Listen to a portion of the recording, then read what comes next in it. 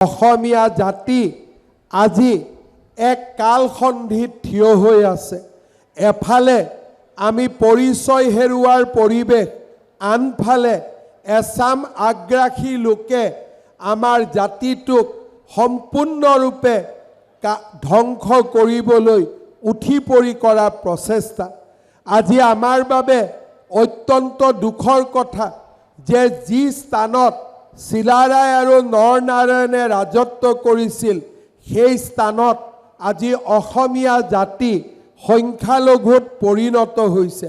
অবিভক্ত গোৱালপাৰা জিলাত আজি কোচ ৰাজবংশীসকলে নিজৰ পৰিচয়ৰ বাবে সংগ্ৰাম কৰিছে আৰু অচিনাকি লোকসকলে বাংলাদেশৰ পৰা অহা অধিবাসী মুছলমানসকলে সমগ্ৰ কোচ ৰজা নৰনাৰায়ণৰ ৰাজ্যখনক আক্ৰমণ কৰিছে। আজি আমি দেখা পাওঁ যে যি ৰাজ্য কোচ ৰজা নৰনাৰায়ণ আৰু চিলাৰায়ে আমাৰ জাতিৰ বাবে নিৰ্মাণ কৰিছিল সেই ৰাজ্য আজি আমাৰ হাতৰ পৰা আঁতৰি গৈছে।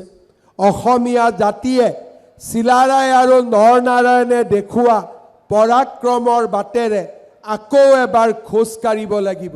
আমাৰ জাতিটোৱে পৰাক্ৰমৰ মনোভাৱেৰে আমাৰ জাতিটোৱে নিজৰ হেৰুৱা মাটি পুনৰ উদ্ধাৰ কৰিব লাগিব। বিগত 5টা বছৰত অসম চৰকাৰে আমাৰ হেৰুৱা পৰিচয় উভতাই অনাৰ বাবে অক্লান্ত পৰিশ্ৰম কৰিছিল, কিন্তু সেয়া যুঁজ আমি কেতিয়াও অকলে যুঁজিব নোৱাৰোঁ। চৰকাৰে কৰা যুঁজৰ সীমাবদ্ধতা থাকে, কিন্তু ৰাইজে যেতিয়া যুঁজ দিয়ে সেই যুঁজৰ সীমাবদ্ধতা নাথাকে।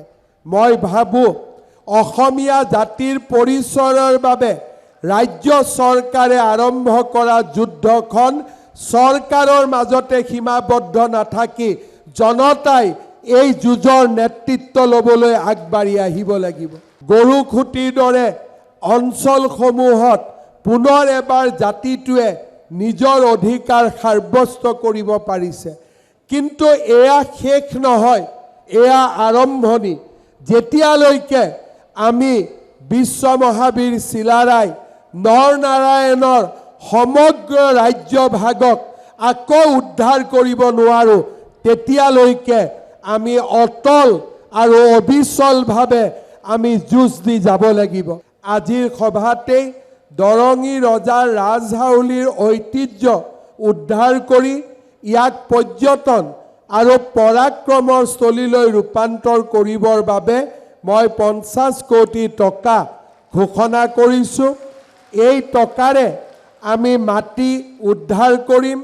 এই টকাৰে যদি কাৰোবাৰ পৰা মাটি একুৱায়াৰ কৰিব লাগে আমি লেণ্ড একুইজিশ্যন কৰিম আৰু পৰ্যায়ক্ৰমে আমি যি ধৰণে বিভিন্ন ক্ষেত্ৰত সুন্দৰ ক্ষেত্ৰসমূহ নিৰ্মাণ কৰিছোঁ সেই পৰ্যায়লৈকে আমি দৰঙী ৰজা ৰাজহাউলী আৰু ঐতিহ্য ক্ষেত্ৰকো আগুৱাই লৈ যাম।